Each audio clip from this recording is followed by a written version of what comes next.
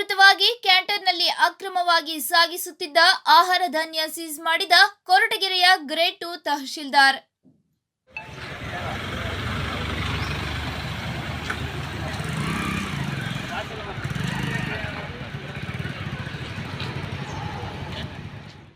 ಇಂದು 11 ಗಂಟೆ ಸುಮಾರಿನಲ್ಲಿ ಕ್ಯಾಂಟರ್ ವಾಹನದ ಸಂಖ್ಯೆ KA06AA3439 ಕ್ಯಾಂಟರ್ ವಾಹನದಲ್ಲಿ ಗೋಧಿ ತುಂಬಿದ ಚೀಲಗಳನ್ನು ಅಕ್ರಮವಾಗಿ ಸಾಗಿಸುತ್ತಿರುವ ಬಗ್ಗೆ ಮಾಹಿತಿ ಬಂದ ತಕ್ಷಣ ಅಜ್ಜಿಹಳ್ಳಿ ಗೇಟ್ ಸಮೀಪ ಸದರಿ ವಾಹನವನ್ನು ತಡೆದು ದಾಖಲೆಗಳನ್ನು ಪರಿಶೀಲಿಸಿದ ಗ್ರೇಡ್ 2 ತಹಶೀಲ್ದಾರ್.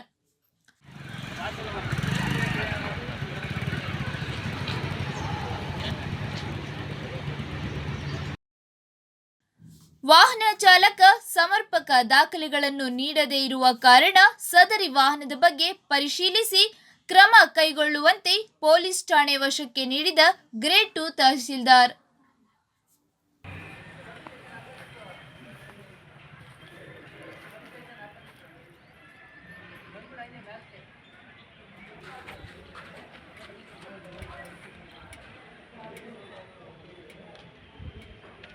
ಇದು ಅಕ್ರಮವೋ ಸಕ್ರಮವೋ ಎಂದು ಕಾದು ನೋಡಬೇಕಾಗಿದೆ. ಕಹಳೆ ಕೂಗು ನ್ಯೂಸ್ ಕನ್ನಡ, ಇದು ನಿಮ್ಮ ಕೂಗು ನಮ್ಮ ಧ್ವನಿ.